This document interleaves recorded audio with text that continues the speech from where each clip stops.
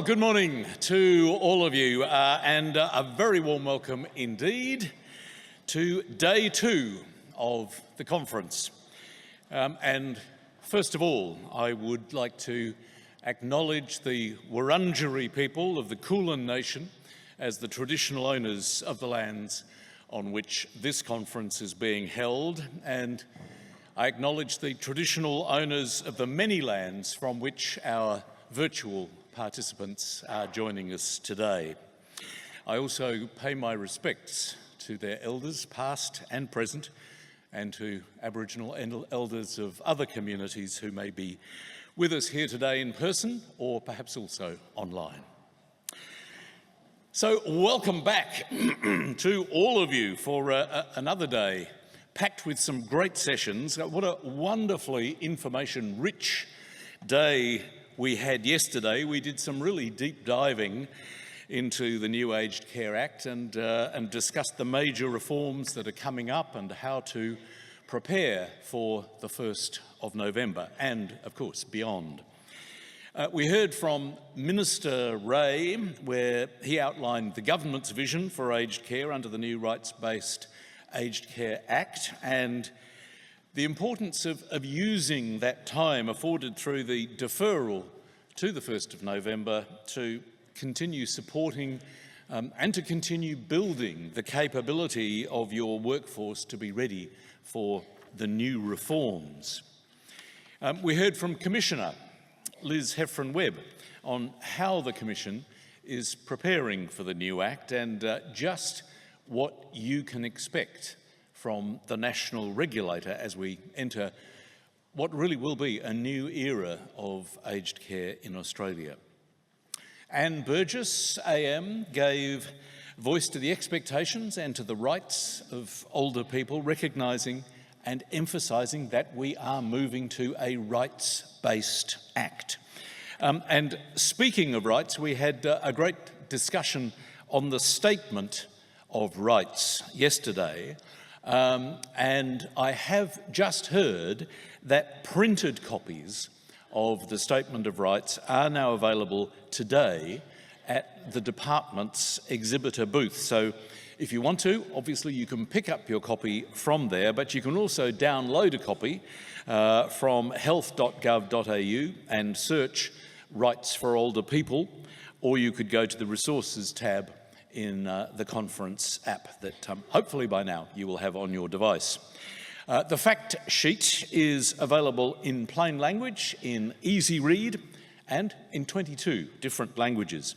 Now the document is actually 6 pages, but you might remember, you might remember yesterday there was some discussion of, well, you know, could we have a one-pager? There isn't actually technically a one-pager, but I am told that the first page of the 6 pages really does a great job of summing up the rights very nicely indeed.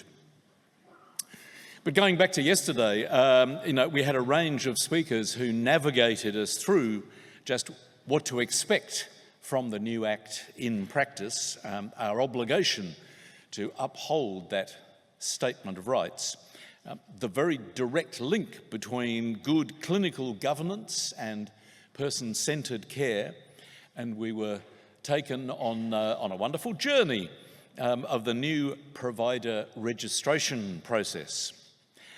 And by way of a wonderful conclusion to, as I said, a content-rich day, we were entertained, we were challenged, and we were certainly moved by an absolutely superb keynote presentation from Jean Kitson, AM, at last night's conference dinner. Those of you who were there will know what I'm talking about. And I've been to now many conferences of many types and hosted many of them, and there have been very few situations where the dinner speaker has spent their entire time attending the conference and listening to the presentations and contributing to the community of that conference. And that is something that Jean Kitson did all day yesterday. before the presentation last night. And I think that she may be with us again today. Jean, are you actually here somewhere in the auditorium? Yes, she is.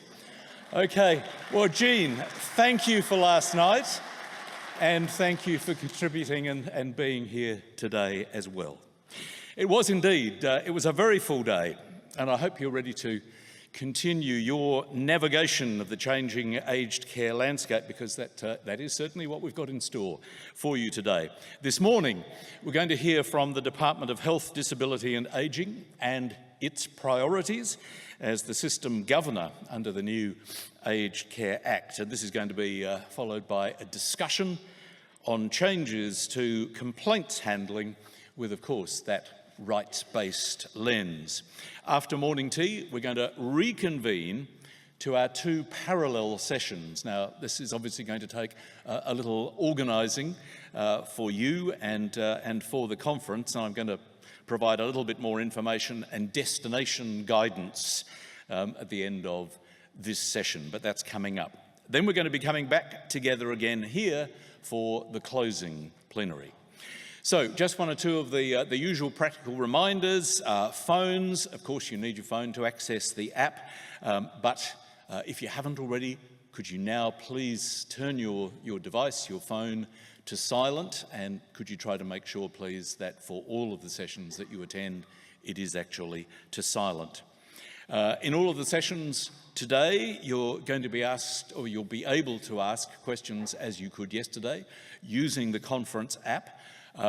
Please make sure you have downloaded it. If you haven't already, a very, very quick reminder, if you haven't downloaded it, go to the CVent event app, download it, enter the event code NACPC 2025.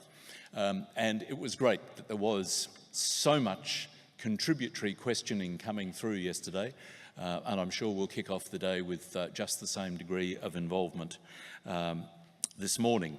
Now, when we wrap up the conference this afternoon, by then you will have received in your inbox an email with a link to the evaluation survey, and you can also access that via the app on the home screen, so please do have a look at that. All the sessions today, of course, will be live streamed to all of you who are attending virtually. And as yesterday, if you do just happen to experience any technical difficulties while you're watching remotely, then do reach out to the event team via the session chat capability. And if, when you're out at morning tea or lunch, whenever, if you see a camera crew walking around in the breaks, then bravely step forward and give them a 30-second grab of what you've experienced or what you've learned or what you've enjoyed at the conference, or what additional support you'd like to see from the Commission. Please take that opportunity. It's your moment to shine, and please don't hold back. Now, time to introduce our first speaker of the day. Sonja Stewart, Deputy Secretary, Ageing and Aged Care Group from the Department of Health, Disability and Ageing. Sonja joined the department in December 2024 as the Deputy Secretary of the Ageing and Aged Care Group. She is a Yuin woman with extensive senior leadership experience across state and federal governments, including as Deputy Secretary at the New South Wales Department of Premier and Cabinet, and as Deputy Commissioner of the New South Wales Public Service Commission. Would you now please welcome to the stage Sonja Stewart.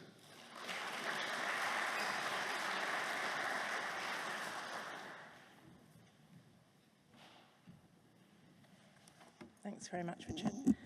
As a Yuin woman, I wanted to begin by acknowledging that we're meeting on the lands of the Māori Kulin Nation.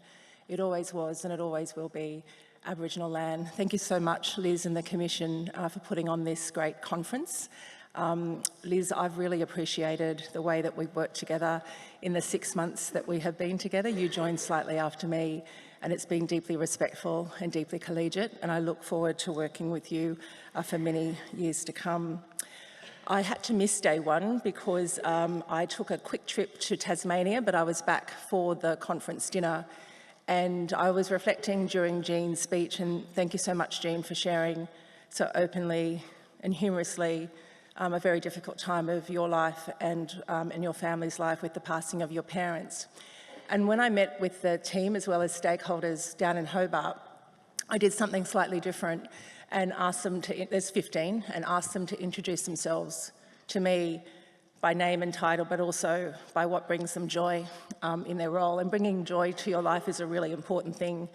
And invariably among the 15, there was a nuance to this, but all of them spoke about, to the person, the joy that it brings them to work with their peers and their colleagues to improve outcomes for older people.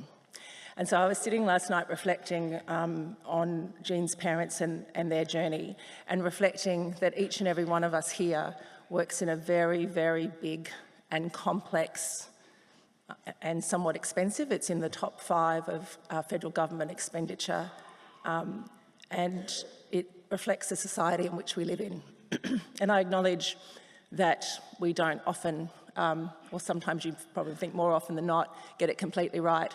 But I can stand here and attest that every single one of my team that are here today, and I acknowledge you, you inspire me. And so I wanted to acknowledge that, everybody that's attending today who works in this system. I wanted to acknowledge members of the Council of Elders, and particularly Aunty Gwenda Darling, and the Transition Task Force led so ably by Anne Burgess, as well as the National Aged Care Advisory Council. And everyone here and everyone online who works in this amazing system each and every day to improve the outcomes for older people. So it's great to have so many aged care providers and staff members and everybody here today to learn more about this new system that's coming online on the 1st of November and your responsibilities within it. I've truly enjoyed over the last, 7 months, meeting with many of you in your board rooms, in your staff rooms, in your facilities, to learn about the really important work you do. And I'm going to talk about the role of the Systems Governor in the new Act, the role of the department, as well as answer some questions that you might have. So the new system will take effect when the new Act comes into effect, which is the 1st of November 2025. And it is going to operate differently to the 1997 Act, including a new approach to how we run as the Commonwealth and operate the new system. I acknowledge that the journey has been ongoing for several years, in particular since the Royal Commission into Aged Care Quality and Safety, and that commission handing down its report. And I suspect that most of you in this room and those of you online have been working in this system since that report, and probably even before then. And once again, I acknowledge your long-standing dedication and commitment. These reforms have seen improved funding across the system and enhanced accountability and transparency. The reforms that we have implemented in the department at the government's direction change the ways that providers operate, the responsibilities that they hold, the standards that must meet, and how transparent and accountable providers must be for older people. And so very, very importantly, put older people at the centre of each and everything that we do each and every day. These changes include reforms that you are all familiar with, including mandatory 24/7 registered nurses and minimum care minutes in aged care homes, a food and nutrition hotline, expanded quality indicators, star ratings, a single assessment system, wage increase for workers, and a code of conduct to ensure services are delivered in a safe, in a competent and in a respectful manner. We've seen enormous progress in recent years, and thank you so much for all the hard work that you have done to achieve that. This has included meeting those care minute targets, near universal 24/7 nurse coverage, increased financial stability, better resident experience, higher star ratings, and a workforce that can feel more valued and supported. And all of this has laid the foundations for the most significant reform yet to come, which is the commencement of the Act on the 1st of November 2025. In addition to yourselves, the aged care community and workforce, the legislation will operationalise the clear vision to put older people at the heart of everything we do. The Statement of Rights, coupled with the legislative framework, more broadly enable us to deliver a rights-based, person-centred aged care system. The Act will endow the Commission with strengthened regulatory powers over all grant-funded care providers to make certain that providers are doing the right thing and acting in accordance with the new regulatory regime and government and community expectations. The Commissioner has said that she intends for the Commission to take a reasonable, a risk-based approach to the regulation, not a punitive one, and for regulatory action to be proportionate to the risk of people in care. This idea is to motivate providers to meet their obligations and improve the quality of care that you can all deliver. One of the things that the new system incorporates is clearly defined responsible person who will oversee and manage how the aged care system is run, and that's what I want to speak to you a bit about this morning. The Act creates a role as the system governor, which from the 1st of November 2025 will be the Secretary of the Department of Health, Disability and Aged Care, Blair Comley. As System Governor, he has many powers, and I just want to talk to you about those because they're quite important. To regulate the system, to make sure that providers meet their obligations, to monitor and investigate, to register or cancel the registration of providers, to make sure that funding provided by the Commonwealth reaches its intended purpose. Part of the System Governor's role will be contributing towards continuous improvement of the new regulatory model and overseeing the impact and outcomes of its implementation. This means that the Department will have a more immediate and tangible stake in ensuring that the system is running as it should and that the work does not fall solely to the Commission as the regulator, although the Commission does have the lion's share of the practical regulatory model. The Act also, very importantly, introduces a Complaints Commissioner who will be appointed by the Minister for Aged Care and Seniors, Sam Ray, to oversee aged care complaints and resolution, once again putting older people at the heart of what they do. They're going to operate independently from the Aged Care Quality and Safety Commission and can help if concerns are raised around providers' responsibilities in many areas, including healthcare, personal care assistance, communication, staff roles, living environment, fees and charges, and choices and preferences. Now I want to move on to the Department's role in the system, which is distinct from the Secretary's role as the system's convener. We're responsible for the legislation and rules that underpin and govern the aged care, including quality standards. We undertake this role collaboratively through extensive consultation with bodies like the Council of Elders, the National Aged Care Advisory Council and the Transition Task Force. And we're going to continue to be the primary funder of aged care services, notwithstanding increased contributions for some older people who can afford to pay.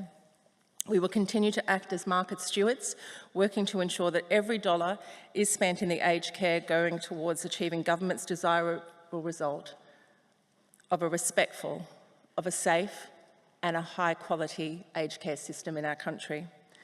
We were going to monitor market provisions across Australia and maintain rigorous assurance around key requirements like care minutes. The Department leads policy review and evaluation, providing our portfolio ministers with comprehensive advice on how the aged care system is operating and performing, and in many cases using data provided by providers to assist us in that. So we're going to keep the finger firmly on the pulse of this system and that we can respond to in terms of the Department, the system convener or the government as and when is required.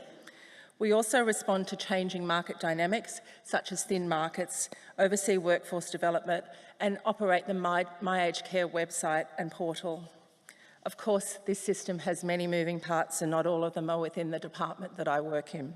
Alongside the Commission, with the Commission, we also work with Services Australia, with the Independent Inspector General of Aged Care and the Independent Health and Aged Care Pricing Authority, or ACQSC. Services Australia ensures payment flows efficiently while maintaining effective means testing processes. The Inspector General has a very important role in providing and reporting on the performance and implementation of the system, particularly with regards to Royal Commission recommendations. And ACQSC is independent and sets the pricing frameworks which underpin the entire system that we all work in. This separation of functions might appear complex at first, but in practice it creates the necessary checks and balances for a system that oversees the care of sometimes very vulnerable people and administers billions of dollars in public funding. This structure also promotes integrity, enables sound administration, decision-making, and reflects the maturity appropriate for one of government top 5 expenditure portfolios. Success requires collaboration, it requires information sharing, and all of us being, I guess, guided by those principles that are enshrined in the Act coming into effect on the 1st of November. And I think it's very important that it's this robustness ensures a framework that puts older people at the heart of everything that we do.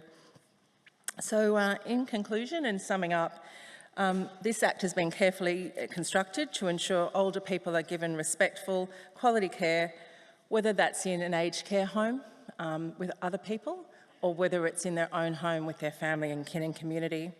However, we can't rely on the legislation alone to create a system, and I guess it relies on all of us to work together, including me, and doing the right thing. The providers, the regulator, the department, and the collaborative relationships that are going to make sure that all that happens. The frameworks, the system governor, and other governance measures will help us to achieve that goal by promoting accountability, transparency, which is underscored and really important if compliance is provided. Thank you for your attention, and I'm going to sit in the hot seat and answer some questions now.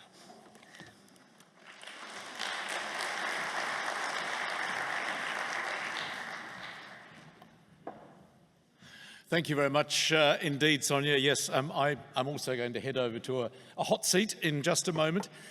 Excuse me. It's your chance to put some questions to Sonja after that presentation, where she's really emphasised the collaboration in the detail and the complexity of what's delivered and how important that is, as well as being on the huge economic scale that it is. But don't forget, you can submit, as you were yesterday, your questions via the app, or there is also the opportunity to come up, and quite a number of people did. It was great to see yesterday, to the microphones, which are just at the front of the auditorium here, but also halfway up the stairs on either side as well. So I will just move across, and Sonja and I will have a chat.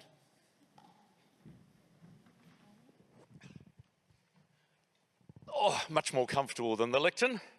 Now, we're already, Sonja, and thank you for that presentation, we're already starting to get quite a number of questions coming through on the app. So shall we just dive straight in and see what we've got here? The first one that comes up is, whilst residential providers appreciated some ACQSC funding improvements, the cost of meeting RN care minute ratios is crippling and doesn't recognise the important role that allied health should play in aged care. Will this be considered in the future? Thank you. Yes, just. Okay, great. Thank you very much for your question. I'm going to just sort of share my reflections on this, and all of this will be caveated by the fact that I feel like I've been here for 5 minutes in comparison to the hundreds or thousands of years of experience in the room. So I guess my approach to that is that, and Liz and I have had a conversation about this, government has certain levers that it executes at certain times to achieve the outcomes, and they are funding, they are policy, and they are law and regulation. And I completely understand why some parts of the system were belted and braced very tightly when they needed to be, and acknowledge the thousands of hours of listening and work that the Royal Commission did, and that we all want to create and be in a country that has an aged care system that doesn't go back. So I do acknowledge that the belting and bracing that was very, very important to do around quality and safety and dignity. And that's not to say that in the future, as we move towards more outcomes-based, and we're seeing that we're achieving those results, that some of that could be moved. But that's a long pathway. It's also a decision for government. But I just wanted to share, I've regulated complex things before, and I do understand about the need to belt and brace some things, see if they're achieving their outcome, and then review and move on. But at this time, it's very important to still belt and brace. Yep. Absolutely. Thank you. The next question is a short and straightforward one. says you. Was just moving. Are you confident that home care pensioners can afford to contribute to the cost of their personal care? No, thank you very much for that question. So I am confident that this system needs to change in terms of those that are able to pay, should be paying, in terms of the sustainability of this system for our country for many, many years to come beyond our lives and I guess for us being users. I'm also confident for people who are finding it difficult to pay that there will be processes that are streamlined, that are older person centric, that they can show their evidence and attest to their hardship, and that will be considered with the respect in which it's provided.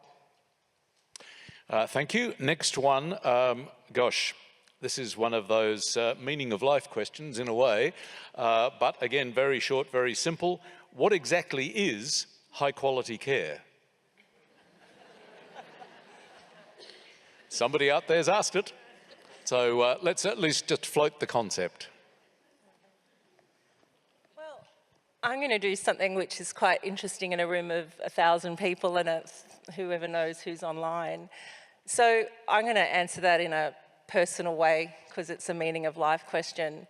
So my personal reflections, and we all come to this with Jean shared last night her experience. We all come to this with some interaction in a system that we're either involved in professionally or personally or we're about to enter into.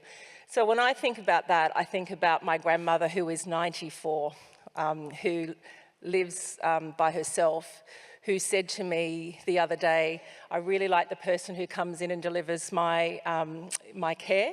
But I don't like him making my bed because I don't think that's proper. She's a woman, so I've got an Aboriginal side and a Swiss side, and it's just not proper.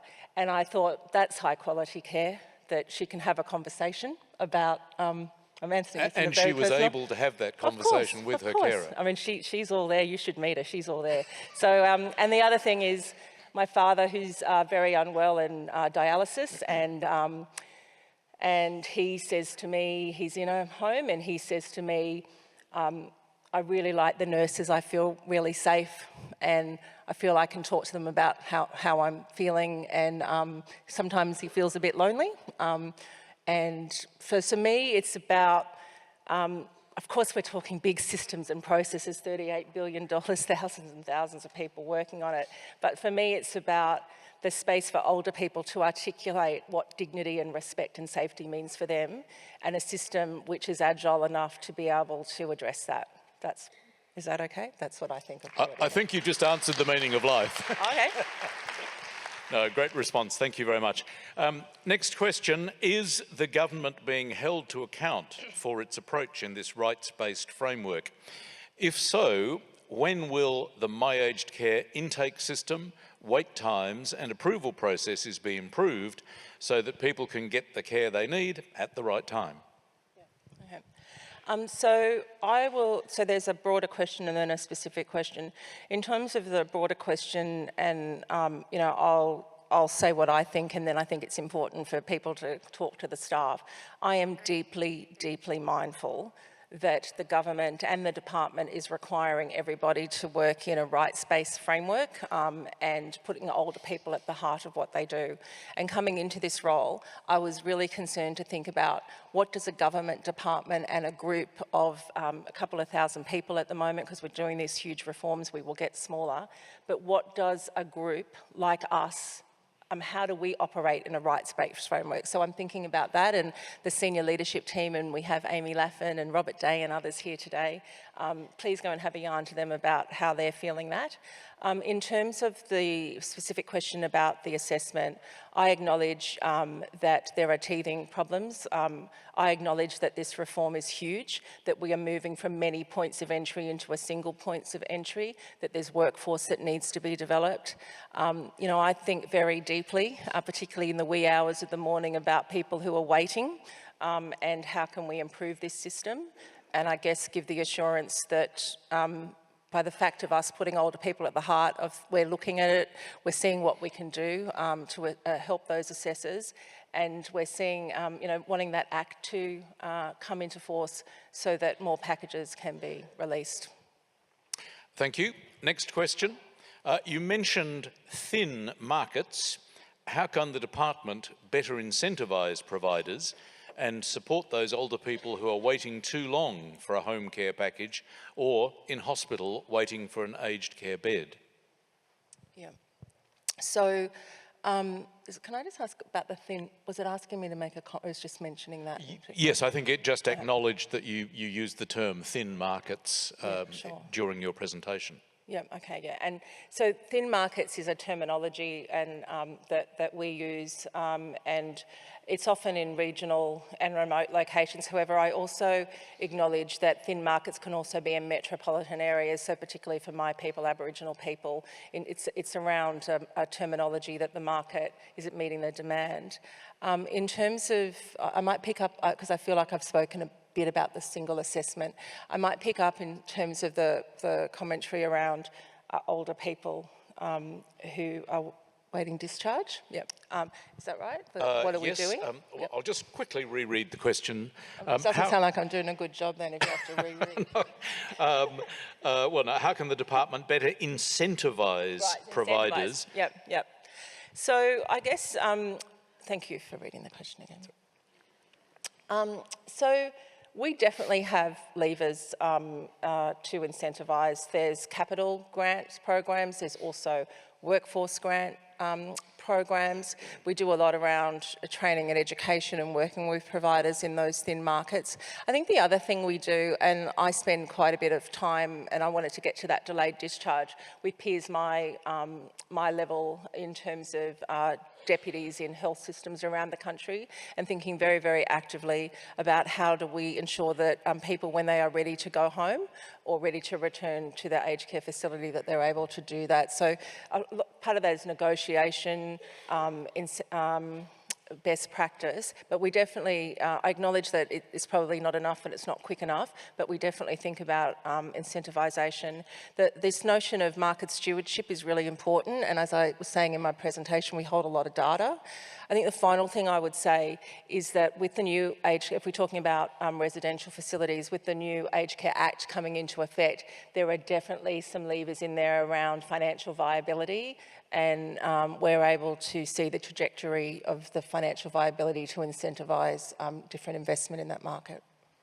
Thank you very much, and thanks for all these questions that are coming in via the app. Now, I do just want to make sure that I'm not missing anybody who might be wanting or trying to ask a question on the microphones. No, I think that's just somebody heading to their seat. So we'll go back to the next app question. I've left a lot of time for questions, haven't I? No, it's great. That's been the great, hasn't it been the great thing about this conference, that there is so much genuine conversation that's able to go on here on the stage. So no, we're appreciative of that. That's great. Just reflecting, maybe I left too much. Sorry, microphone. Okay. The next question here is, are IHACPA price independent setters or confidential price advisors to the Minister? I can't pretend to understand that, I'm afraid, but probably the person asking it does. Looking to the person who was going to give me body language. Well, I think it's I'm sorry, I feel like this is a trick question. I mean, this is a really important part of the market where there's somebody independent of the department, independent of the providers, to actually give government advice in terms of the confidentiality. They provide advice to government, not to the department, and then the government considers that advice in the time that government needs and makes its determination and is public. So did I do okay with that one, Rob? And they publish their report. There you go. Thank you very much. So I don't think there's a confidentiality to a point, and then it's very open, as you would expect. Yeah. Where are we? Here we go. The next one that's just come up. How do we ensure the professionals in the system, both care and admin and non-care, are supported to meet your goals? For example, the availability of RNs in rural regions is limited, and the costs in having staff having to work excessive hours to meet the minutes. So in terms of what the department can do. Like, once again, my organising framework is around the levers that government brings to bear. So we have definitely, and acknowledge the work of the Transition Task Force, and many of the members are here and are speaking today. We are definitely listening to the feedback about what can the government do, the department do more deeply in terms of training and education of workers into the new system. Sorry? Oh, no, it's okay. I'm just acknowledging we've got somebody on the microphone up there next. Sorry. So we're definitely looking at training and education and modules that we can do, and getting feedback from that task force, which also all the unions are represented on. In terms of the cost in more regional and remote locations, that's taken into account in terms of the pricing model. I guess I would also say that in some very particular areas where trialling, so this is in very, very hard to staff locations, we're also trialling some innovative models of delivery to ensure that people receive that care. But I mean, I say this with the particular caveat that we should never shy away around the quality, and particularly the clinical quality that's needed for our old people in those centres and settings, particularly when they're very vulnerable. Yeah. Great, thank you. And what will be, I think, our last question for this session. We did have somebody up by the microphone. Thank you. Hi, thanks, Sonja. I'm wondering if you can speak about what the department... sorry to interrupt, could I just get you to introduce yourself and your organisation first? My name's Bianca Whitehead. I'm the Restorative Aged Care Lead for Barossa Hills Fluria Local Health Network in South Australia. And I'm wondering if you're able to speak to the department's vision for allied health in residential aged care. We've started recording and reporting on referrals and wait times, and we'd like to know what the future vision may be so that we can start to plan our workforce. Thank you. Sure. Thank you very much for your question, and I acknowledge the work, and a lot of the conversations has been around those clinical settings and direct interaction with quality. I acknowledge the work of allied health professionals and have seen that firsthand. I mean, I think this is one of the absolute bonuses of having it older person-centric, that we can build a system that meets older people's needs. So I think that there's very clearly a role. There is a role currently, and we should be building on that. But at the moment, we're building and embracing some very key things to lift the quality and safety of our older people. Great. Thank you very much indeed. Thank you for the question from the microphones, and also to all of you who have contributed the questions via the app. Once again, there's been a great conversation here, and the opportunity to speak directly with somebody like Sonja is extraordinary to be able to have. And thank you, Sonja, for your candour and the richness of the information that you've shared with us this morning. So please thank Sonja as we come to the end of this session.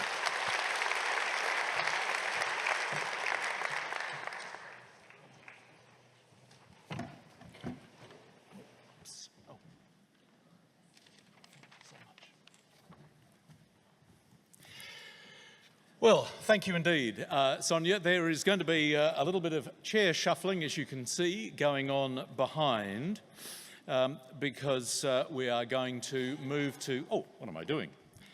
Wrong microphone. Here we go. We're going to be moving to our discussion panel in just a moment or two, as we're preparing the stage for that. We're going to be turning the spotlight onto the complaints handling process under the new Rights-Based Act. And as we've heard several times over the last day or so, a rights-based approach to complaints can really change stories and perceptions of aged care and the process of growing older. This might range from stories of negative experiences to stories of empowerment, where people are working together to address problems that can occur. Our perception of problems or complaints can be so important. Now, we heard a lot of discussion yesterday about complaints and the fact that we tend to associate often intrinsic negativity with the word complaint, but in fact, what a valuable part of the communication process complaint can be. Every complaint can, in its own way, represent an opportunity for a provider or a worker to do better to uphold the rights of older people. So this next session, which we're going to have, will offer guidance and some practical examples of how providers can work with older people to remedy issues and to restore trust and confidence between those older people and those who are delivering care. Reminder, of course, as usual, you can submit questions via the app or use the microphones when we get to the end of this panel session. But let me introduce our panel for this session. And I think they will be moving to the stage very shortly. In fact, perhaps if the panellists would like to come up to the stage, because then as I introduce them, they'll be able to just make themselves known by giving you a little wave so you know who each of the people are as they're discussing the various areas. So moving onto the stage now are our panel, and I am also going to take the opportunity to return the microphone which I stole. So excuse me 1 second.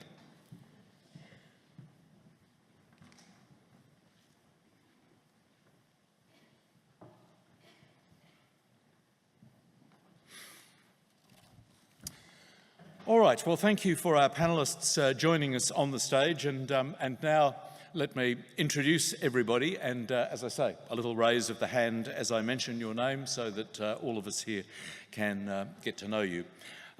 First of all, joining Interim Complaints Commissioner Michelle Bampton, of course, is going to be leading the session. We have Pat Sparrow, Chief Executive Officer, COTA Australia, Mel White, Quality Director, Bupa Aged Care Australia, Jane Barnes, Chief of Staff at Wintringham, and Barbara Hunt, Member ACQSC Consumer and Families Panel. So Michelle is going to take over now to facilitate the panel, and please make the whole panel very warmly welcome. Thanks, Michelle.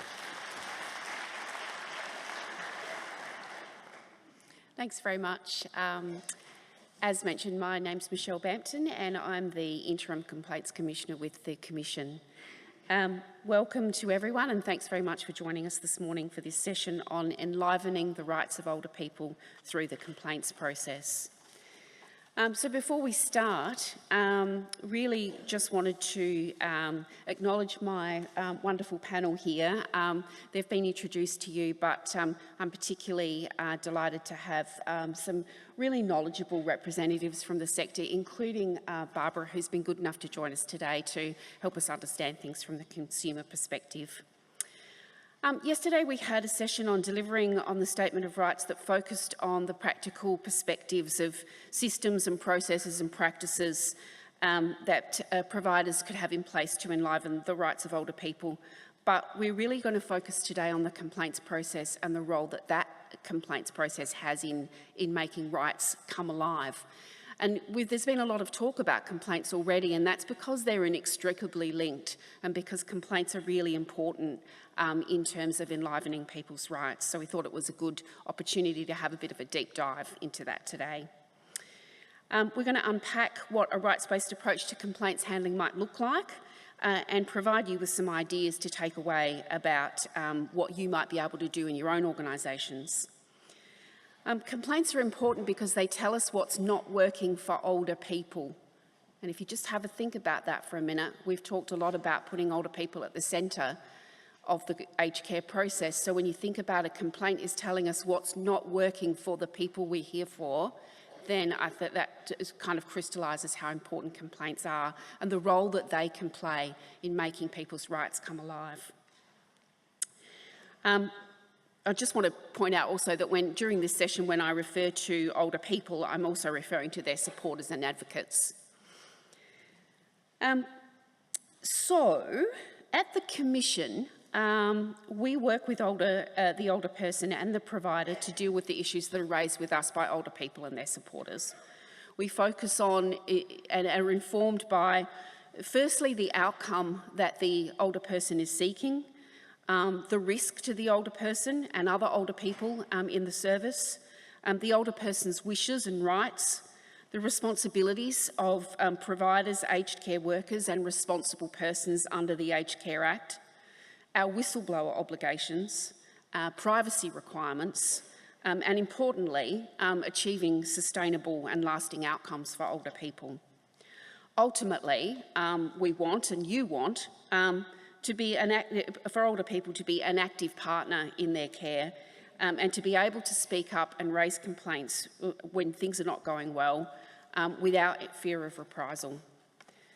And I think that, that's a common goal that we all have across the Commission, providers and older people. And there's a really nice space for us to all come together to work for older people in that way.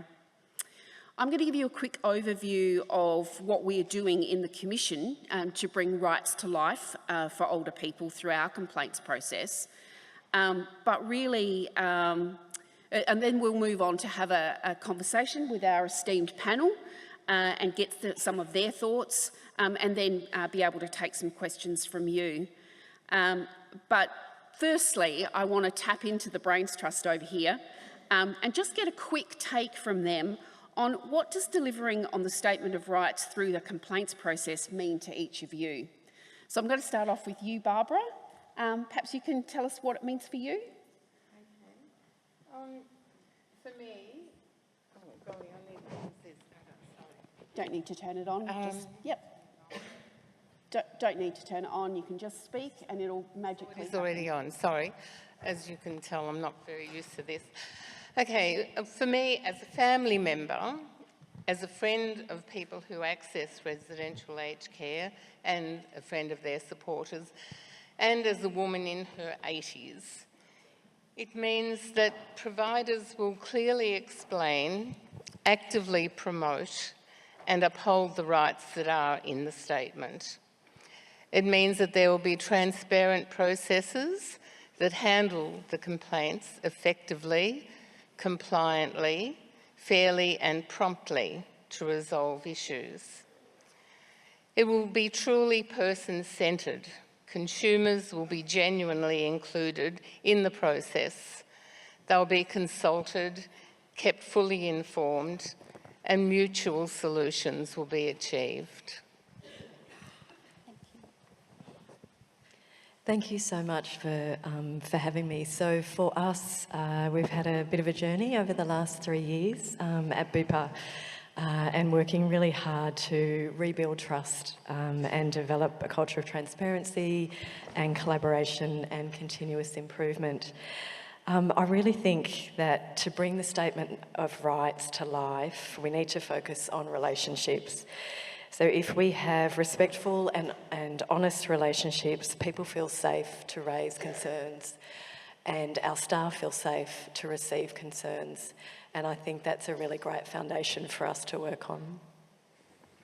I'm going to sound like a broken record from yesterday for those of you who were here, but if I think about complaints more specifically, a couple of things I would draw attention to is that I would just be having a conversation as an older person with you about my experience of the service, and you would be listening and curious to what that was, not feeling defensive. And rather than it being a tick box exercise where we tick off this happened, this is why it happened, this is what it did, we would actually think about what's the impact on the older person of their experience and how we were going to fix that for them and what changes we were going to make to the service to make sure that other people weren't impacted the same way. I think it's a broken record that you can keep talking about, Pat.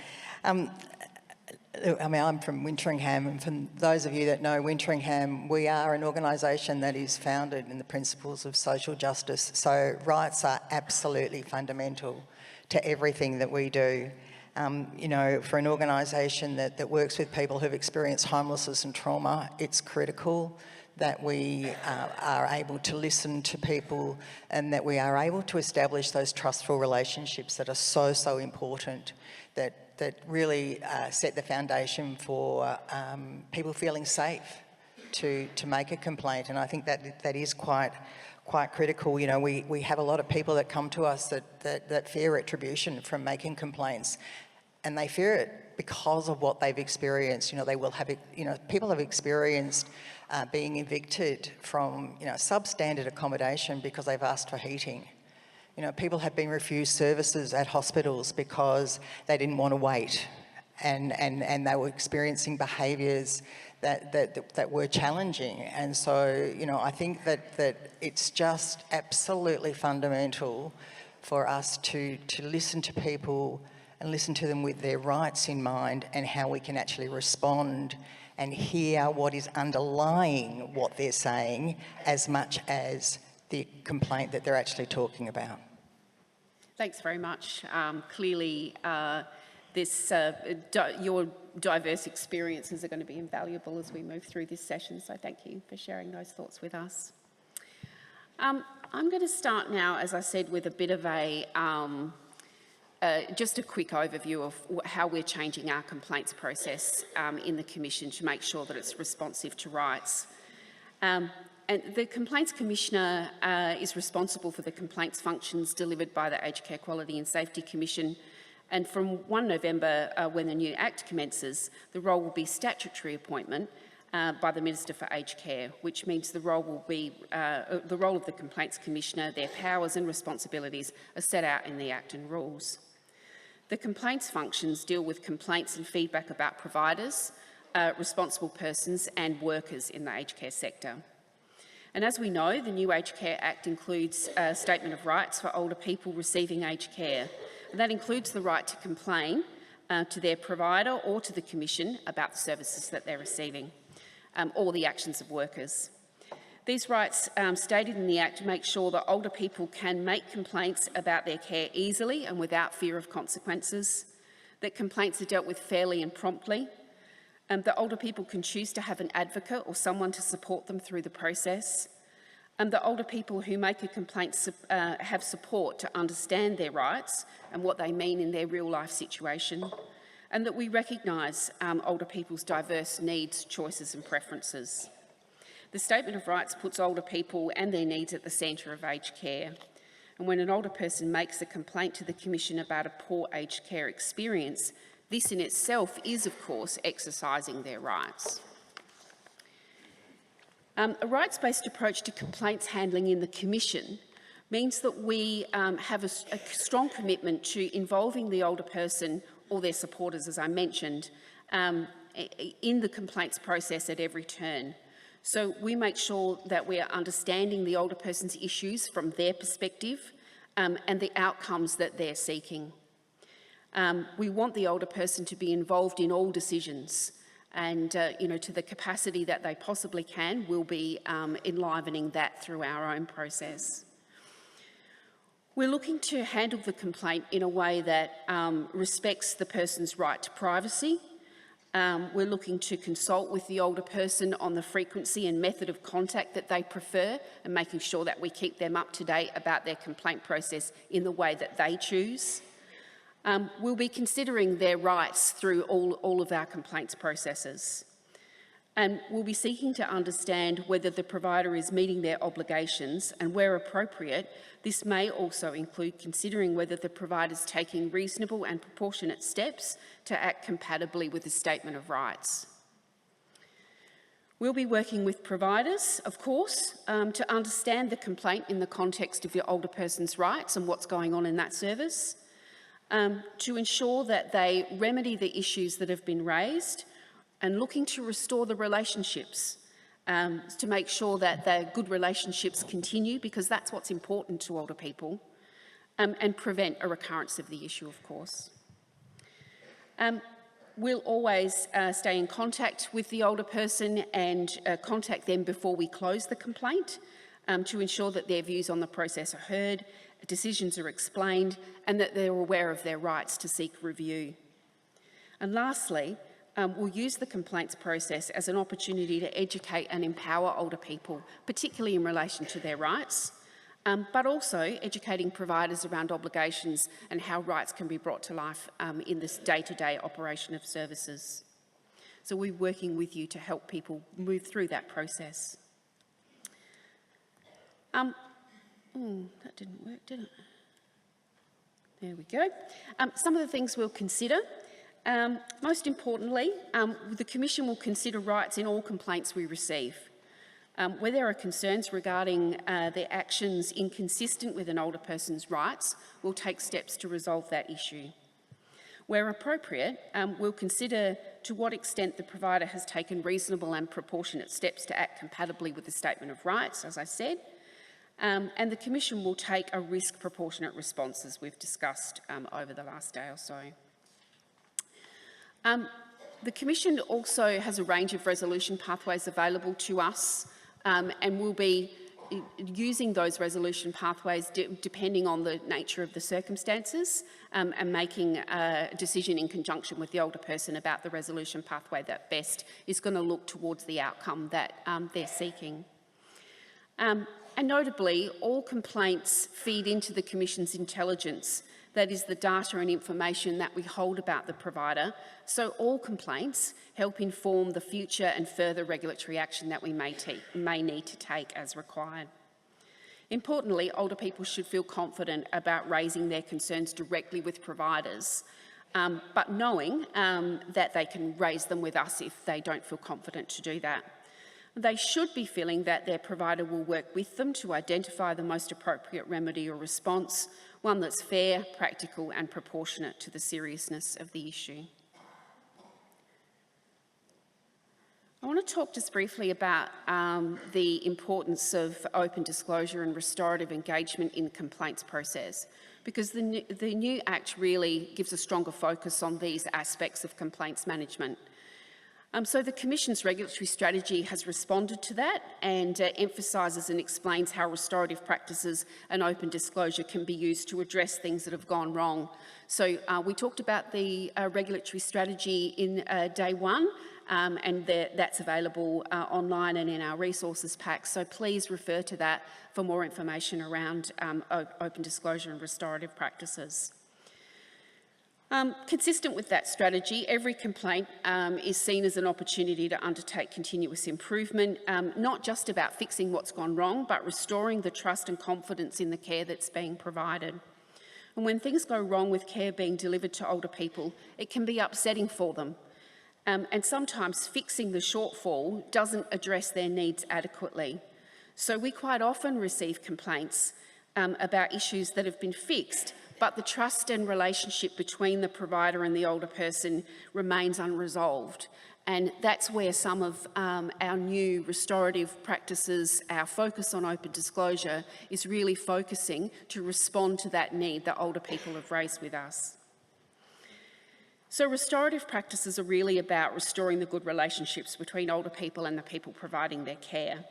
The aim is to rebuild trust and relationships that are important to the older person. And when done well, the restorative outcome makes the older person feel safe and well cared for, which is their right. We see the relationship here.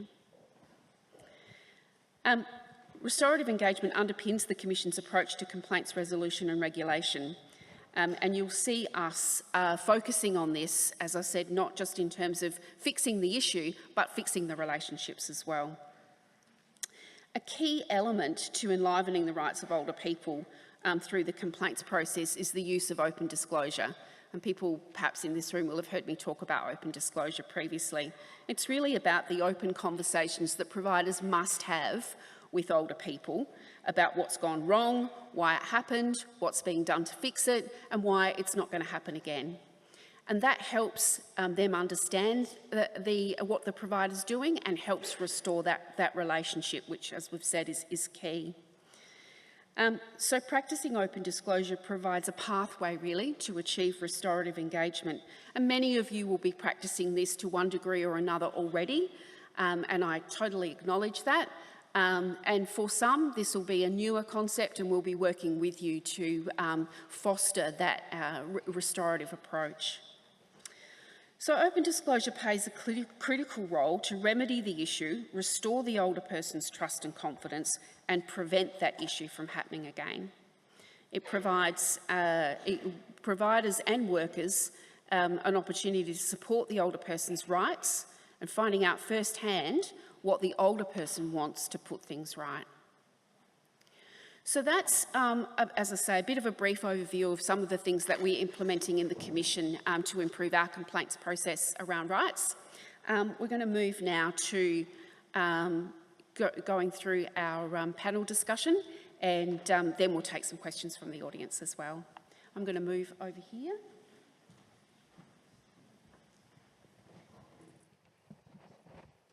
So hopefully this microphone works here. Yep. I'm going to start off with Barbara, because you're sitting next to me. What's important to you, Barbara, or do you think is important to older people when you're making a complaint? Well, first I want to say that many older people don't feel safe complaining. Some fear reprisals. Many will also avoid using the word complaints. If I ask a friend if they've ever made a complaint, they'll immediately say, oh, well, I've given feedback. They will not say the word complain or complaint. Some are reluctant to write written complaints, which seems to be required if you really want the organisation to follow through on the complaint. Many people say they'd rather just talk to someone about it and hope that things will change. Others that I've spoken to who have filled out feedback forms say that that's the last they see of it, that there is often no follow-up unless they specifically chase it up. But back to the question, what's important? It is important to us that the process is clearly explained, that it's easy to access and to follow, and also that there is help if we need help readily available. We want to feel heard and that our concerns are understood and respectfully received. We want to be included in discussions and kept informed of the progress of our complaint or feedback. Thanks. That's very, very consistent with the Commission's expectations and with what's in the new Act. So it sounds like we are aligned in terms of what we are wanting. It's a case of bringing it to life in reality, isn't it? Yeah. Thank you, Barbara. Pat, over to you. Can you talk to us about how you think the sector as a whole can support older people to understand and feel confident and empowered to claim their rights? And I'm going to start by saying I'm not just going to define the sector today as an aged care provider, because I think people will also look to the Commission, and for a lot of people they don't understand what providers do, what the regulator does, what the department does. It's all of their interaction with aged care. So I'm going to take that kind of approach. And so it's not all on just on aged care providers this time. But I think what we have to do as aged care providers is we actually have to do it. We actually have to make the shift and change the way that we engage, and we have to do that. We talked yesterday about it's going to be constancy and making sure that people feel that it doesn't just happen once. That if they make another complaint, they have the same experience, they get treated with the same respect. I mean, Barbara summed that up really, really well. And we know that, with the Commission, people are looking for, and it's great to hear Michelle outline all of those changes and having an independent complaints commissioner, but it needs to be really clear for people, and the Commission needs to live that as well in terms of they adhere to the timelines, they talk to people know what's going on. Often you hear older people say exactly what Barbara said, we filled out a form, we didn't hear anything more about it. And even, in days past with the Commission, we didn't hear anything about it for a long time. We don't understand what happened to it, and then we just got a letter at the end. And so I think this new process requires all of us, whether we're providers or whether we're the Commission, to actually really live it and adhere it and enact it. And organisations like COTA and OPAN can also assist you with this. And I did want to say, Craig mentioned yesterday that OPAN has done a one-pager on the Statement of Rights. So you can use those resources. We're actually creating an offering where we can work with you to really look at ageism and how you do engage with rights. So I think it's about using all of the things around you that do that, and acknowledge it's not a one-off event. This is something you're going to have to do over and over and over again. Thanks, Pat. Barbara, I'm going to come back to you. To take that one step further, what would help show you that a provider is managing your complaint in a way that you feel is respectful to your rights? Okay. Well, I think that, I think that all complaints or feedback should be respectfully accepted and not trivialised, even if it does seem a trivial matter at the time. Please don't be defensive. Accept what we're saying. Take it seriously. Your empathy doesn't mean that you're agreeing. Acknowledge our complaints promptly and take time to discuss them with us to ensure that we do understand what is the actual issue. Please establish good dispute resolution practices that can manage or resolve complaints if and when necessary. This, of course, may require specialised training for providers and appropriate selection procedures for staff. And please, most importantly, keep us informed throughout the process. Thanks, Barbara. I'm going to call on Jane and Mel now to give us a provider perspective. I'm not sure who wants to go first, but you work that out amongst you. What might a rights-based approach to complaints handling look or feel like in your service, both for your older people receiving the service and for your staff? Do you want to go first? I've got the gig first. Good on you. So look, I guess really it's taking what Barbara's saying, quite literally, it's not just a box ticking exercise, is it? It's actually listening to what people are saying and to treat each of those feedbacks or complaints or however you want to call it, from us, it's important information, it's important communication that we're having with the client, and I guess we do it at a couple of different levels. Organisationally, we will look for themes. We will look for what we think might be some underlying systemic issues that we can address at a more broader organisational level.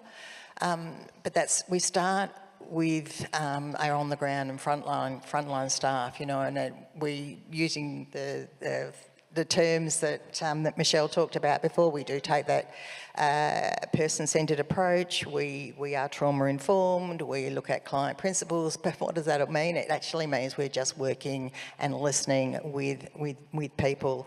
As I said before, our priority is to make it safe for people to be able to express their opinion. And so we often will take a very holistic view.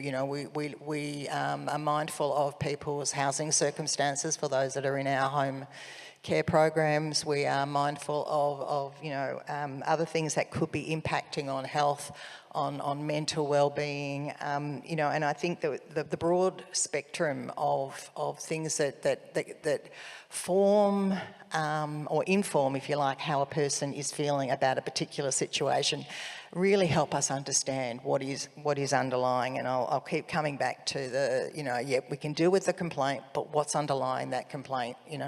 Is it something that we can deal with and support the person individually, or is it something we need to look at more broadly, organisationally?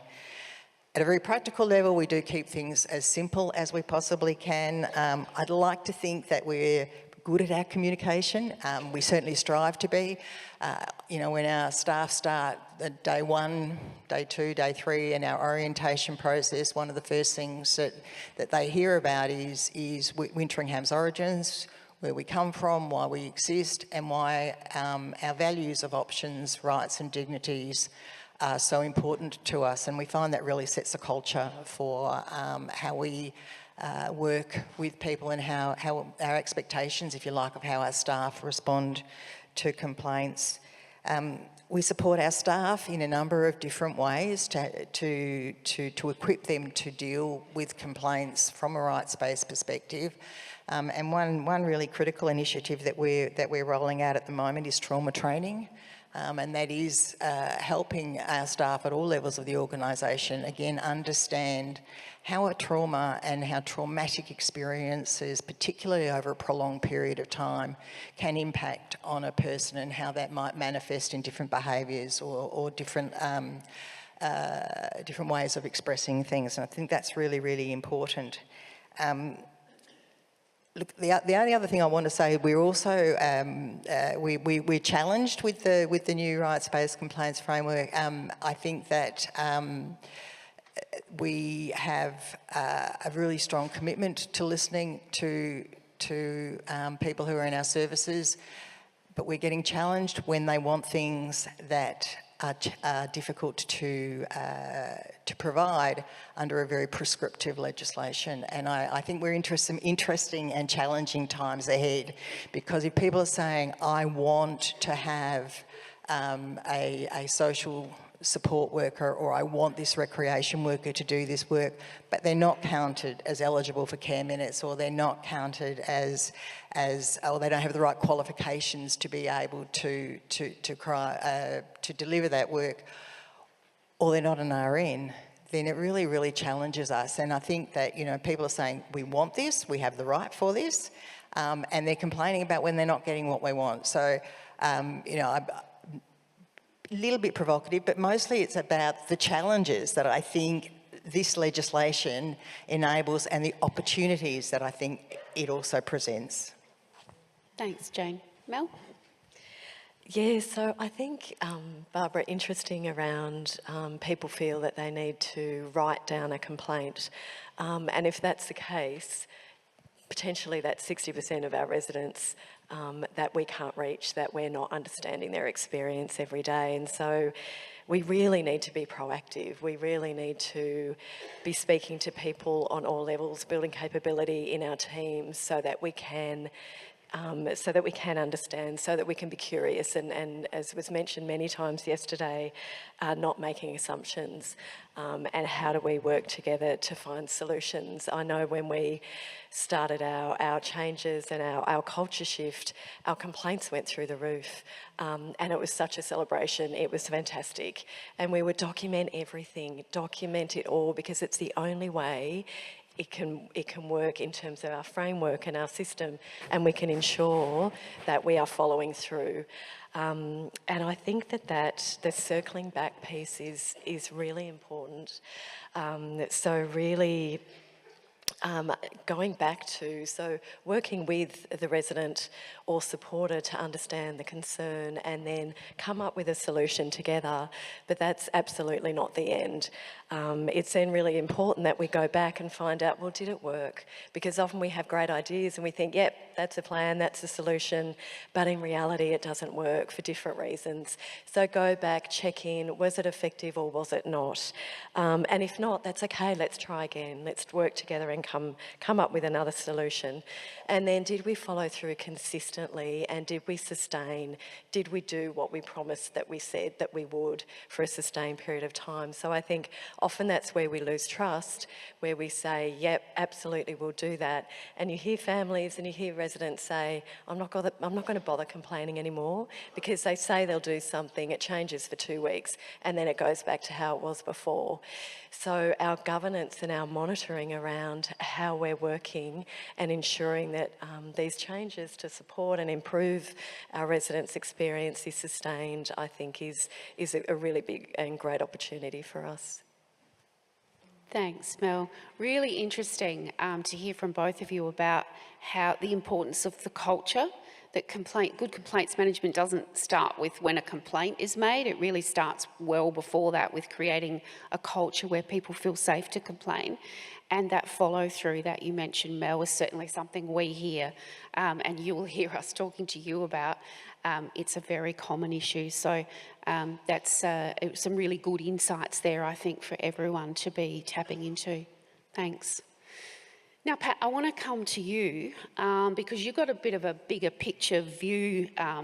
So what are you hearing are the top priorities for older people when raising a complaint about aged care services? And look, just to go back on that comment, I mean, that's the fundamental shift which we talked yesterday about. It is the mindset shift about if we're operating from a rights-based approach and we're doing that consistently, then some of these things will really shift. The top sort of priorities that I'm hearing about, and I think we should do it because, as I said yesterday, an older person is just, well, me actually, not in very many years. I'm already an older person, but let's go forward, 20 years, and I'm in my 80s. I'm probably going to be looking for the same kind of priorities in the way that I'm treated and the same kinds of outcomes for a complaints process as I do now. I don't think there's a magic age where all of a sudden you're older and you have different expectations or different priorities. So I think the priorities that you're looking for really are that the person that you're complaining to is open, not defensive, wants to hear what you've got to say. They want to hear your whole complaint. They don't sort of say, oh yeah, but we did this, and do you remember we did this? They want the whole complaint to come out. And they want an overall response. They want the impact looked at, not just the responses, and we've all said it today in different ways about not the tick boxes. They want clear timelines to know what's going to happen, when it's going to happen, how they'll be involved. They want to know what their ongoing involvement will be. And they want to know what the outcome's going to be for them as individuals, and then what you're going to do. I mean, I hear this all the time when you talk to older people. A priority about a complaint is fixing the problem for me or for my loved one or friend, but also making sure it doesn't happen to anybody else. So they really want to see that.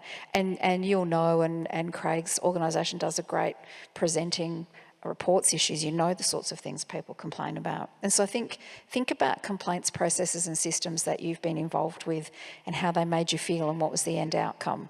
So, the most frustrating complaints process I've ever had was with Telstra. I'm sure many of you have had the experience. I remember being in the office, and in the end I just was yelling at the person on the phone, which was really bad. But I was so frustrated and so tired and so not listened to.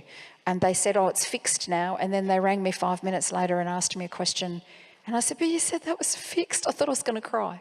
So you need to think about what are the complaints processes that you've been through and, adopt that, because those priorities are the priorities that everyone will have.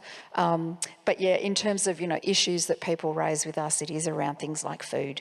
It is around things like communication, and all sorts of weird and wonderful things. But it's about their experience. And I think as Jane, who we should congratulate as the new CEO of Wintringham, not just Chief of Staff anymore, I think, it's actually understanding that and making sure that you're addressing, the impact, because that's what it means to be truly heard and to feel that your complaint's worthwhile is that the person got you. They got what had happened to you and they did something about it to address it. And those are the priorities that older people talk to us about. Great. Thanks, Pat. That's good to hear. Interesting. Jane and Mel, I want to come back to you, and I think what people in the room might be interested in hearing about as well is what are you working on now to help prepare your agency and your staff to ensure that your service acts compatibly with the Statement of Rights? Do you want to kick us off, Mel? Yes, so obviously, working through our frameworks and making sure that that our teams have what they need to be able to support. But something I think we are doing a lot of work on and is interesting is around the role of the supporter and to ensure that our residents have a voice.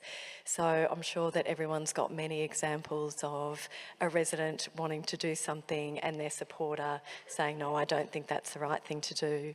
And that can be incredibly challenging for our staff to navigate.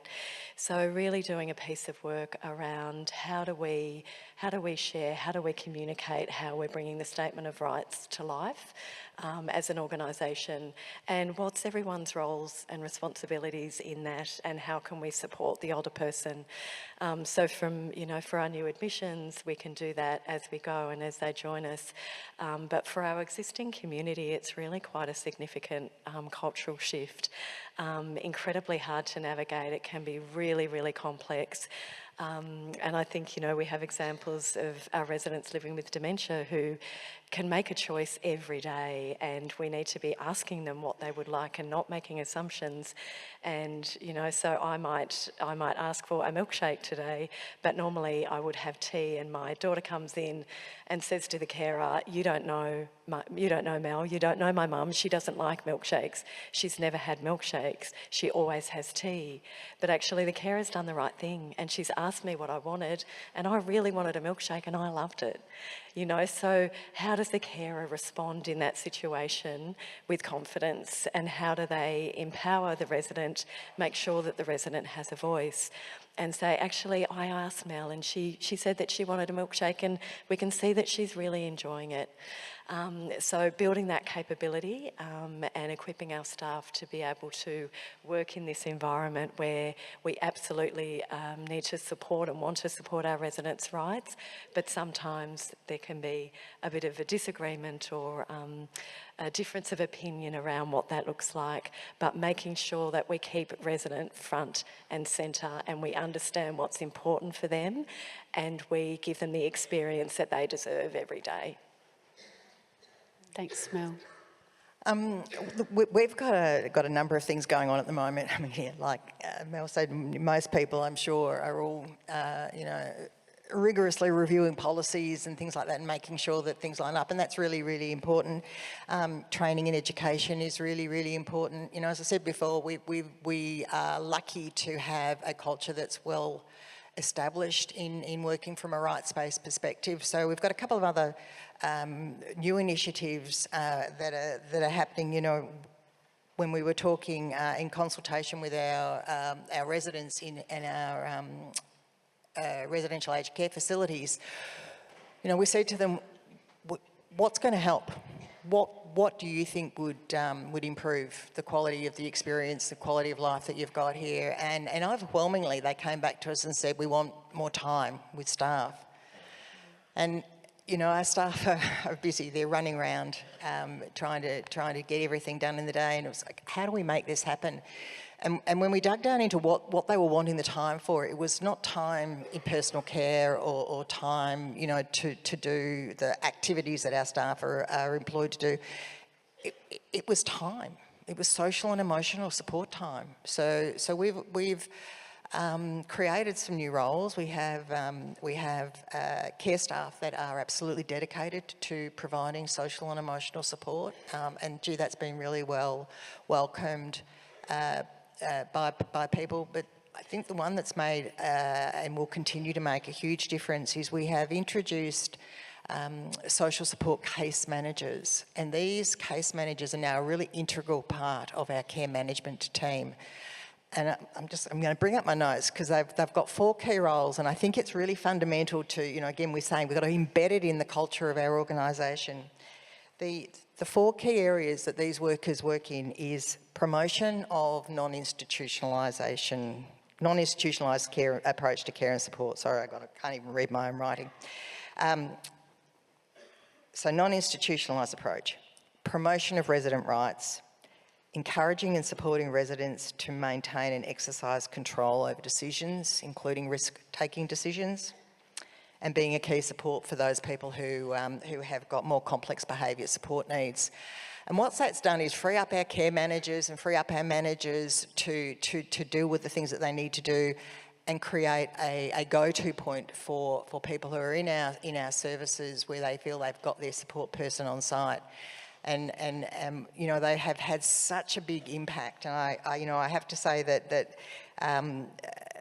we can't actually imagine running a RACS now without these key positions.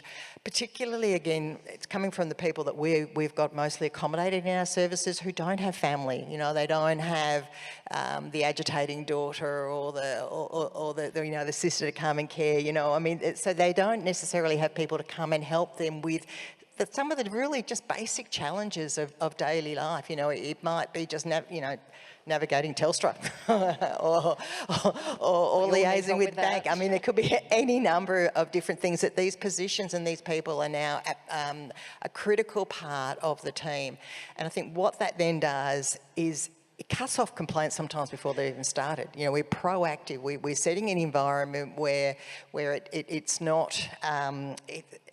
we're starting with a yes. How can we make something happen? Not, no, that's too hard, or no, we can't do that, or no, it's not allowed. And look, the last thing I want to say is that we, one of our general managers is an absolute complaints.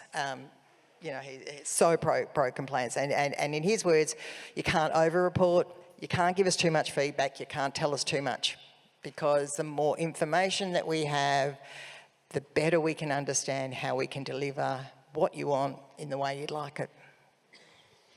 That's great.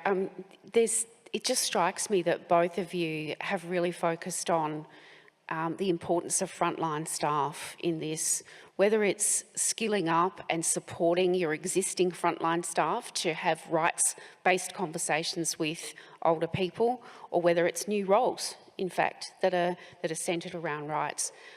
Rights really comes alive at the front line, and I think you've given us some really good examples of strategies there, so thank you. It's great. Now, Barbara, over to you.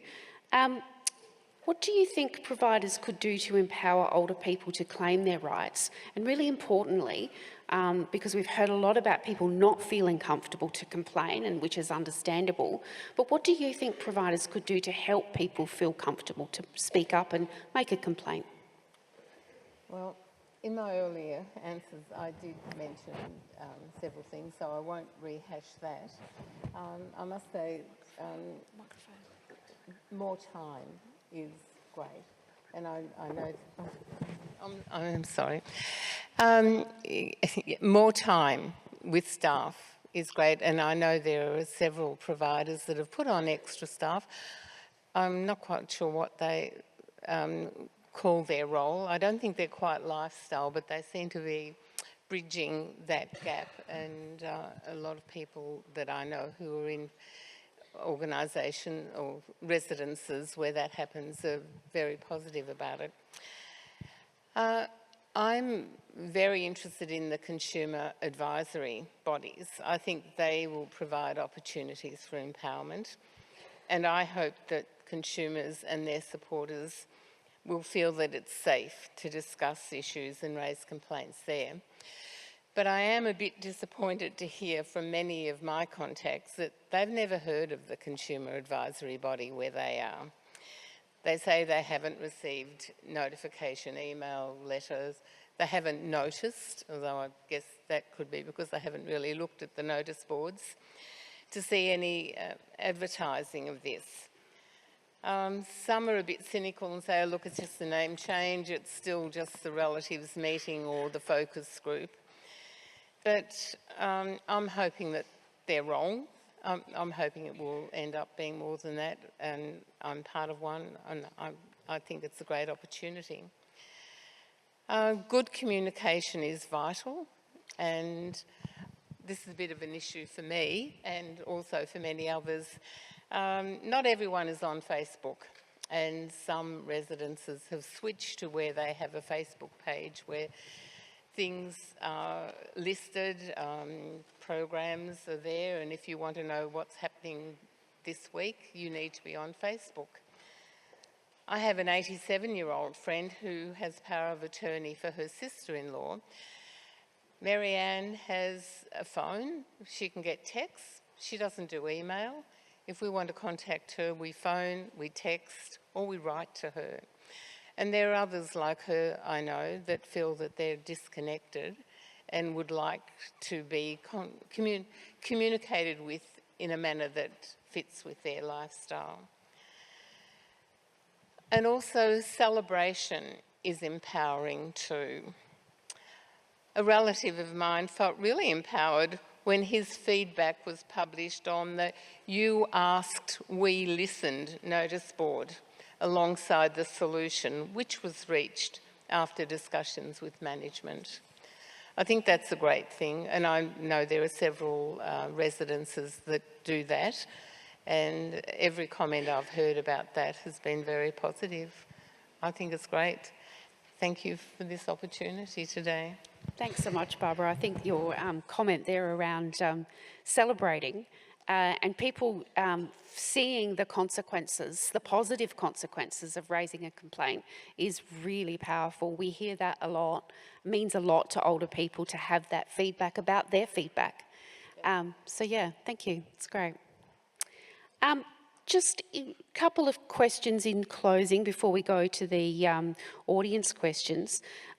You mentioned, Barbara, around the role of consumer advisory panels, and I'm really interested to hear what our provider representatives up here might think about that. Jane and Mel, can you talk to us about what role you see your consumer advisory panels playing in helping your service move towards embracing this rights-based complaints handling approach? Do you want to start off, Jane? Happy to. Happy to. This is a real passion for me, and you know, Barbara, I'm really disappointed that you know, you've had experience where people aren't aware of it. We took a decision a couple of years ago, well, more than that now, to really invest in what we call the Client Voice Project across our organisation, and what we set out to do was to elevate the voice of our clients at all levels, so at the direct service level, but also, you know, even to board and to governance. We asked people how do they want to get involved, and a lot of people said, you know, we don't really know how to get involved. So we engaged an external provider to come in and to deliver training to people that expressed an interest in taking on some client leadership roles. So, you know, we were skilling up people, we were providing opportunities, we set up some of our bodies, and, you know, we said, what do you want to do? So we have a number of different forums now across the organisation. One of our community advisory panels last year said, we want the Complaints Commissioner to come out. So lawyers came out and met with the staff, met with the clients, and they had a terrific time, you know. So I think that there's opportunities, but you've got to be able to invest. And I think that what we are now really well placed. We receive some fairly frank and fairly fearless advice, not only at our advisory panels, but also with our quality care advisory body. You know, and they've led to some really great improvements. We've completely rewritten our home care statement based on feedback, and we worked with our clients to say, well, what does it need to look like? I think we had 3 or 4 different versions, and they kept saying, no, that's still not good enough. No, that's still not good enough, before we landed on the right one. We've changed name tags. You know, so there's a whole lot of different ways across all levels of our organisation that they're having an impact. So, you know, so I'm an absolute big rap, and I think that they're a huge rap, but a huge part to play in bringing the voice of everybody across all levels of our organisation up to be heard. But I will say it took a lot of investment, yeah, and that's really difficult. So I think the quality of the value, or the value that you get from it, is equal to or surpasses the investment that you put in it. But I do recognise that for a lot of organisations that can be a really, really difficult time, particularly when we're dealing with so many different elements of reform. Thanks, Jane. Yeah, such great points and insights, thank you. So this is definitely an area that we want to grow in, and an opportunity for us. So having consistency across our 57 homes and have them working in the same way, but also unique to the individual community and representing what they would like. And I think understanding what each person brings and what they're comfortable to bring within that consumer advisory body. Really wanting to move towards our residents and our CAB, working closely with the leadership team. So how do they collaborate together? So we've had a pilot in one of our homes where residents and families are actually developing the continuous improvement plan with the team.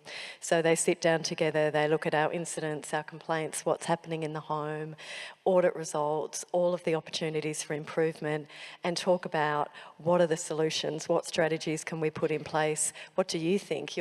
This is your life, this is your home, what can we do that will be meaningful and will address the issues that we need to address? And then coming back and evaluating that together. Has it changed your experience? Is it working for you? And I think having our residents involved in our continuous improvement process and doing that together collaboratively as a team will give us really rich information, but also it's our residents' home. So they should be driving, it should be fully transparent, and we should be working together to make it a fantastic place for them. And then on an organisational level, similar to Jane, so really looking at where we've received a complaint, how can we involve that person in making a change? So we can make a change for an individual, but we can have residents and families involved in working groups to make a change for 6,000 people. So how powerful is that for someone to have had a not great experience, but to turn that around and say, actually, let's do something really constructive with this. Let's come up with a solution. Let's use your insights and experience to make it better for everybody. So we've had a beautiful example of reviewing our palliative care framework and how we support our residents through end-of-life care, and that was strongly in collaboration with a family member that hadn't had a great experience with us, which was, incredibly upsetting, but, it was a really great way for her to feel empowered and to see that we really were listening and that we were taking it seriously and that she could be involved in systemic change across the organisation. So I agree, I think it's a fantastic opportunity for us to work together to improve our services. Michelle, can I just sneak in and just say how amazing it is to hear the things that Mel and Jane are talking about that they're doing, but remind people that we are doing some work explicitly now to try and make sure that consumer advisory bodies are working really well, both for the provider and the older person. So don't forget, if you are interested, you can pop down and give us your name and we'll communicate with you as that project gets going.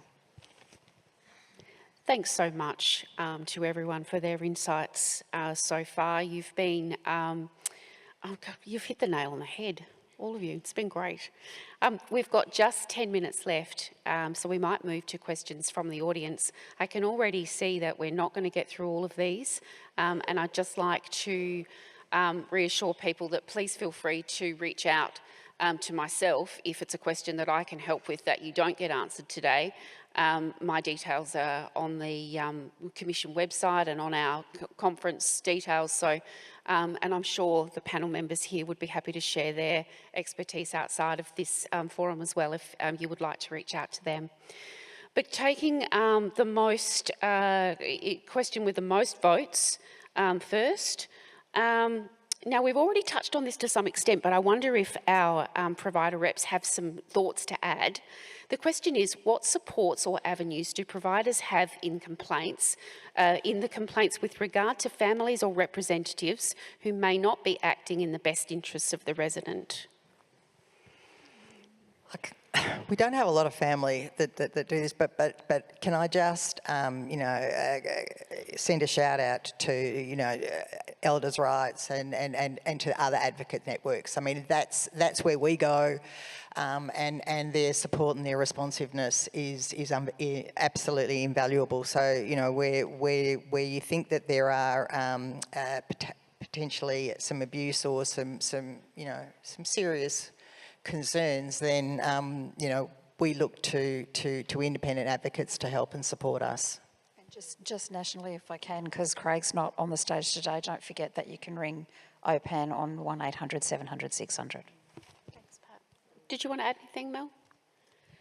Yeah, so I think it's really understanding where the family member is coming from, and we've had situations where so we had a complaint where a resident, before they came into care, had a really beautiful friendship with someone externally, and they were estranged from their family at that time. The family then became involved when the gentleman came into care to be with us, and the family member said no, stop all visits, because they felt that there was potentially some financial abuse, or that the friend was not acting in the best interest of the resident.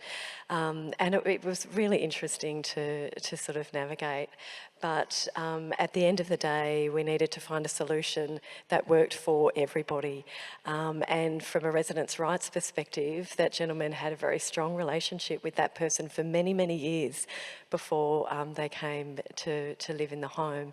And so it was important that the residents' rights were also upheld, but also understanding the concerns around the family. So we were able to put strategies in place and work together so that the friend could still come and visit the resident, but in a supervised way, and ensuring that there were guardrails to support the safety of the resident. And the family member was really, really happy with that solution. So I think it can be really challenging, but working together, understanding the concerns, and working together to find that solution is really powerful. And then obviously if we really have concerns, then we look at guardianship and other avenues if we're really concerned about residents' welfare. Thanks very much. Sorry, Michelle, I had another thought, and I know that the staff will get very cross with me if I don't talk about public advocate and the important role of public advocate, and if I don't talk about the role of VCAT and administrative orders and guardianship orders and those sorts of resources that are available where you've got serious concern and where you've got family involved. Again, it's that's more of the independent decision maker, if you like, but we have done some amazing work with the Office of the Public Advocate and their staff, and certainly I think just wanted to broaden it out beyond just the aged care sector. Great, thanks so much. Next question here is really one for me, I think. As providers, we have an obligation to respond. Oh, beg your pardon. Thanks, Alison, for reminding me. I'm so sorry. We have a gentleman who's been waiting patiently to ask a question in the audience. Over to you, sir. Oh, thank you. Sir sounds really funny. My name's Paul Zanata. I'm manager of the Centre for Cultural Diversity in Ageing. And I'd just like to say, first of all, great panel presentation. Jane and Mel, just love what you're doing so proactively in your organisations. We're really thrilled, and we're a member of the PICAC, the Partners in Culturally Appropriate Aged Care Alliance. And we're really thrilled by what the new rights and standards bring for residents from culturally and linguistically diverse backgrounds. But we're actually finding we're increasingly dealing with the sticky problem of the workforce challenges of a culturally and linguistically diverse workforce. And in thin markets such as regional areas where there's a lot of demographic changes in terms of ageing populations and workforce shortages, some regional and rural areas in particular are very reliant on new arrivals as the predominant workforce, particularly for Certificate 3 level aged care workers. And what we're hearing stories about is the refusal of care because of people's own held values about not wanting to receive care from a person of a different ethnicity. And I know that yesterday the Commissioner talked about no rights are absolute. There's a negotiation between different types of rights that we all have. And Michelle, I was interested to hear you talk about resolution processes, using the right resolution process to deal with the situation. I'm just throwing you a little bit of a sticky one. How do we deal with this issue of sometimes a refusal of care when it's very difficult to swap workers around? Thanks so much for your question, and thanks for waiting so patiently. Our provider reps, you must have experienced this, I'm thinking. Mel's nodding. Any thoughts? Yeah, so incredibly challenging, and it is feedback that we get through our homes, through surveys and also individual concerns that are raised, and incredibly hard for for the worker, for the carer, also who's going there with the best intent, trying to do a great job. I think everyone turns up to work in aged care to do a good job. And so we've done a lot of work around, when I spoke before about how do we bring rights-based act to life and really building relationships and building trust. So I think, you know, some older people have had experiences in their life that influence how they react. So I think working with that individual to understand, is there any background, is there any trauma, is there anything that we need to support them in that space, but then building that relationship between the carer and the residents, so helping to understand, so celebrating cultural diversity both across the home but also on an individual level, so that, you know, potentially the resident understanding that carer story and getting to see them as a human for who they are, I think can be really beneficial, but definitely a sticky one for sure.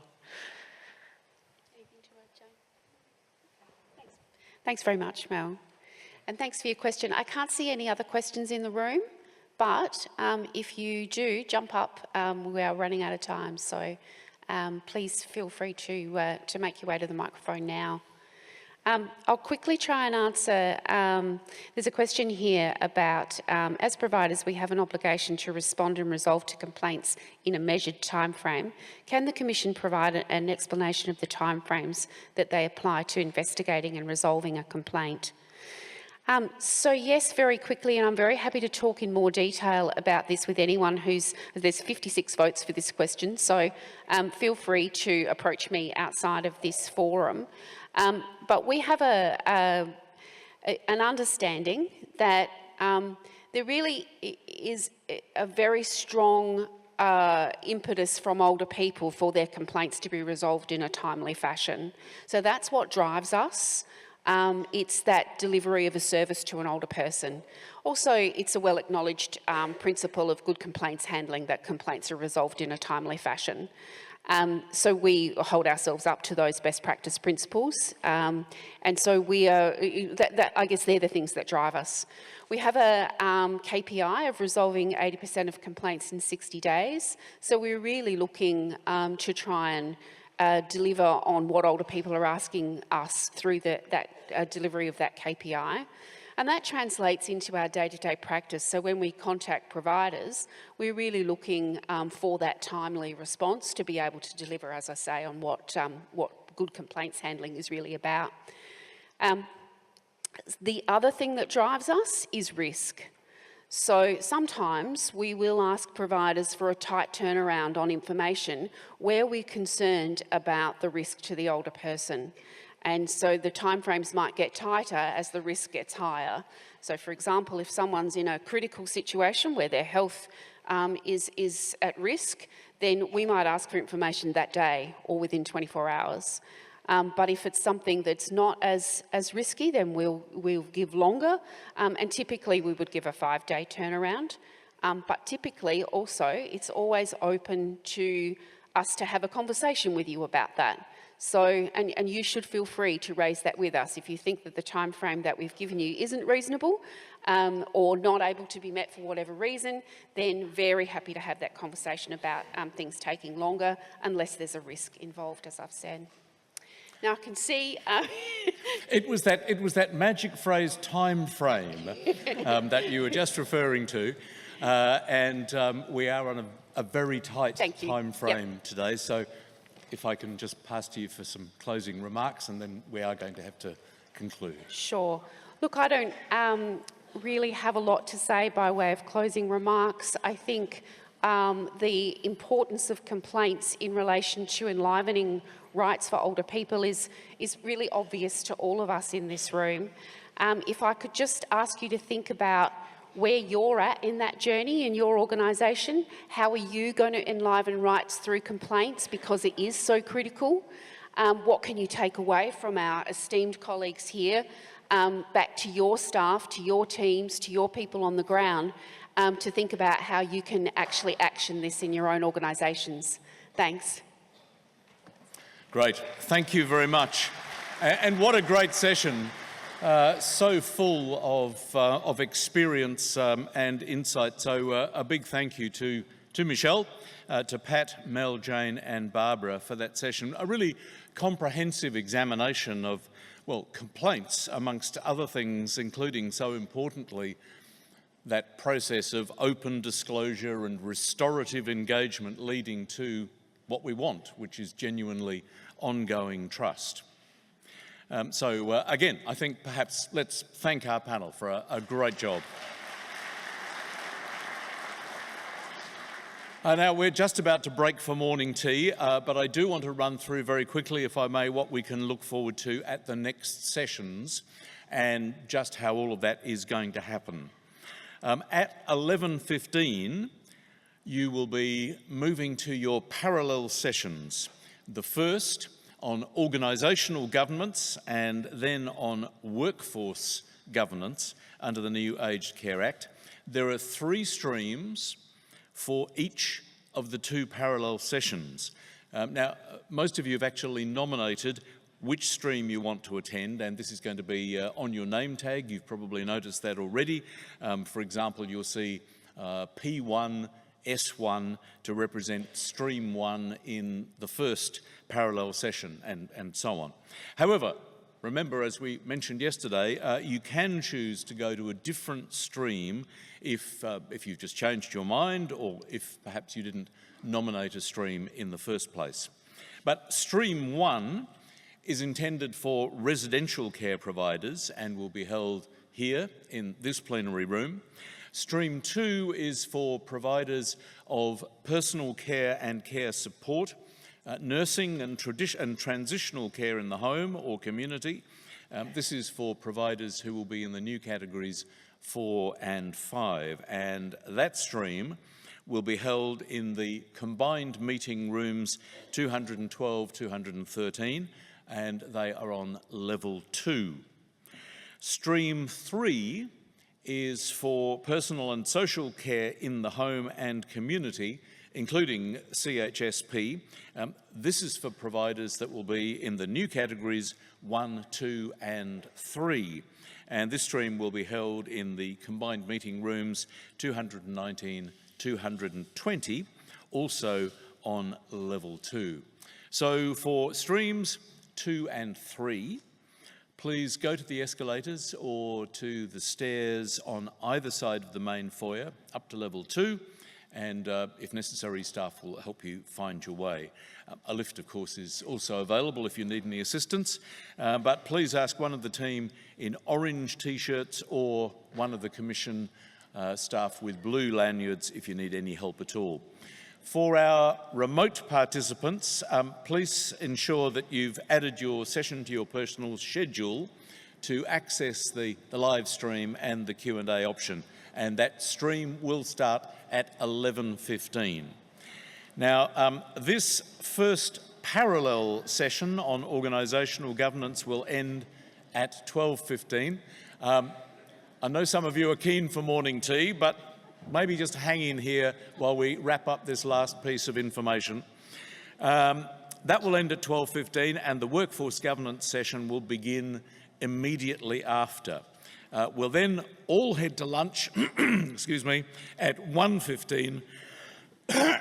Too much information. 1:15 before meeting back here at 2:15 for the closing plenary session. And there you're going to hear from a range of providers on practical strategies that they're employing to get ready for the new regulatory framework. And Commissioner Liz Heffron-Webb and Amy Laffin from the department are going to range broadly on what's coming up next in the year ahead. So that really is a session that you won't want to miss. Okay, thank you for your patience. We will now break for morning tea. Listen out for the session bells, and please give yourself time to make your way to your parallel session streams. Any questions, please ask at the registration desk or any of the team in orange. Enjoy those sessions. See you this afternoon.